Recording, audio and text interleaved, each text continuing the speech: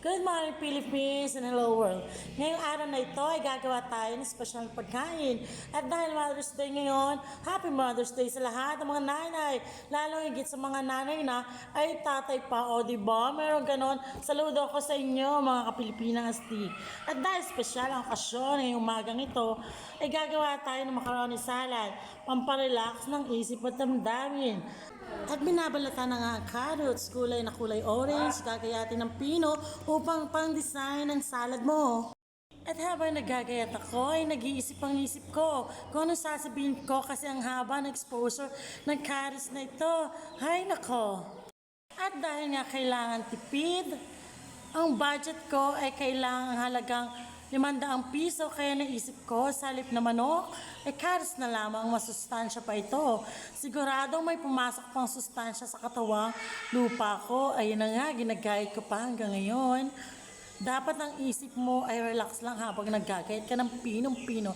Iniisip mo, matatapos din ito. Yun na nga, ilalagay natin sa bowl na bubog para mamaya pag natapos ang ating ginagawang salad. At habang naggagayat nga ako, ay nag-iisip ako kung paano ko mapapasarap ang niluluto ko. Siyempre, pag may pag-ibig kasi ginagawa mo, ang kalalabasan nito, masarap ang pagkaluto kasi may kasamang pagmamahal. Paggagayat pa lang, sinasamahan mo na ng pagmamahal. Kaya relax lang. At siya na nga, eto nga pala, bubuksan na natin ang pineapple tidbits. Yan. At saka hugasan natin ang macaroni bago natin lutuin. Ayun na nga, Lods. Hinuhugasan na. Siyempre, matagal yung stock sa pamilihang bayan. Kaya dapat yung hugasan para malinis ang iyong kakainin. Ay, siya na nga, naghuhugas tayo. Siyempre, mahirap maghugas pag wala kang tabo, kinakamay mo lang. Ay, siya na nga, binuksan na natin ang pineapple tidbits. Chunks ba yun? Yan, ilalagay natin sa ating bowl. At ang ating cheese. Siyempre, yung cheese na yan ay toppings din yan para mapasarap natin ang ating salad. At habang ginagayat ang cheese, stay calm kasi pino pa rin ang texture ng cheese mo. At yun na nga sa labas ay nagkakagalo ang aking mga chikiting kasi ang kukulit nila. Ayan, ginagayat pa rin. May kumukuha ng cheese habang ginagayat pa lang. Siyempre, sobrang excited nila ako nung kakalabasan ng aking niluto. Yan, ilalagay natin sa bowl. Unti-unti, pasensya na kayo sa aking gayatan. In-slice ko lang yan sa puno ng mangga. Yan, kasing cute ko ang aking tadtaran. Yan. At dahil mainit ang panahon ngayon, kasing init ng mga kontrobersya na nagpapanahon, naisip ko ang kalagayan ng Pilipinas noong si Pangulong Digong nagpapatakbo niyon. Hindi ko maiwasang maikumpara sa pamumuno ngayon. Ay bangagabang talaga, ewan ko na lang basta ko, yung inis at galit ko, ibubuhos ko na lang sa cheese na ito. Ayan, habang ginagayat ko ito. At pinakalaan na ang elbow. Maghihintay tayo ng ilang minuto, gaya ng paghihintay sa jowa na hating gabi nang umuwi sa bahay nyo. At yan na nga, gagayatin natin ang sibuyas, sigurado. At habang ginagayat ko nga po ang sibuyas, siguradong maiiyak ako nito. Sabi nga nila, pag iyakin ka raw habang naghagayat ka nito, ay nako, lagot ka sa magiging bianan mo. Alam mo ba yung bianan? Ay ganito yon kapag nagkasawa ka. Yung nanay at tatay na mong papangasawa mo ay tatawagin mong bianan. O, ikaw ba'y may natutunan? Kung ako sa iyo, susubukan ko na maggayat ng sibuyas na makita mo naman kung pwede ka na magkabianan. At bilis! Pero kung naiiyak ka pa, ay nako, kung ako sa iyo, hindi na lang ako mag-aasawa. Kasi mahirap na, pag iyakin ka, siguradong talo ka. Ay nako, gano'n na pala ang aking itsura.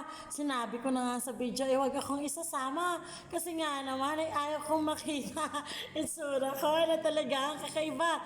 Ay pwede bang i-rewind ang nakaraan? At susubukan ko na lang talagang sa kusina ay hindi tumambay? At naluto na nga ang macaroni elbow, sinala ng tubig at ang laman nito. Buti na lang masipag ang alalay ko. Kaya lang dapat pagkatapos ito ay may premyo, kaya tumataba eh. Ayun na nga, nilagay na natin sa bowl, nabubog ang lahat ng nalulutong elbow. Naghihintay ang bunso ko kung kailan siya makakakain ito. Ana, wag ko kurap. Tingnan mo mabuti kung papaano natin ginawa ang masarap na macaroni salad. At inilagay na nga ang mayonnaise. Just relax while you're putting on it. Oh, English yun. Tama ba mga English teacher dyan? Dahan-dahan lang ng paglalagay ng iyong maralasan at ma-enjoy mo ang iyong buhay kasi minsan lang at maiksi lamang. Kaya just relax and take it easy. We're too young. Ewan ko kung ano kasunod mga lods. At ilalagay na nga ang all-purpose cream para ang buhay mo may purpose din. Kung di mo alam, kay Jesus ka magtanong kung anong purpose mo para maranasan mo kung gaano ka-creamy yung buhay mo. Enjoy mga lods! Yan na nga, ilalagay na nga natin. Pampasarap sa ating lutuin. At ibubuhos na nga hanggang sa maubos. Mawala na laman ang iyong lalagyan at isusunod ko ng gatas. Yan, malapit lang umubos. Pagkatapos na yan, gatas naman. Condensed milk. At isusunod ko na nga ang mayonnaise. Pang-blend na sarap at sigurado iyong malalasap ang tagumpay ng isang nanay. Kung ikaw ay magtatagumpay, syempre sa biyaya ng Panginoon, kaya nagtatagumpay ang mga nanay dyan. Shoutout sa lahat ng mga nanay. At minsan nga, aking nababalikan ang karanasan ko na ako'y maliit pa. Iniisip ko, bakit nga ba ako'y naiwan ng aking nanay? Eh gayong ako naman ay cute. Hindi naman karapat-dapat iwanan. Eh pero naiwan pa rin eh. Kaya ngayon, yun pala, pinapaalala sa akin ng Panginoon. Kaya naranasan ko ang mga karanasan noon ay para mas maging mabuting nanay ako ngayon. And I thank you. At ayun na nga mga super creamy na combination ng condense and all-purpose. Maganda ng tingnan pag natapos. Pag-prepare ng aming merienda, naka talaga magastos. Yung Mother's Day ngayon ko lang nakita na sa buhay mo minsan dapat nagre-relax ka. Hindi na lang puro trabaho at stress sa buhay ang iyong tinatamasa. Naku mga kapilipinang astig, life is short, gawin natin kape-kape-kinabang habang may panahon. At yun na nga, ang sarap mag-enjoy sa buhay lalo na kapag natapos mo ang obligasyon mo, sumandaling mamahinga at paghalakip-kip. Tapos maya-maya balik na sa trabaho kasi mahal na ang oras ngayon. Kaya mga lods, pahalagahan mo.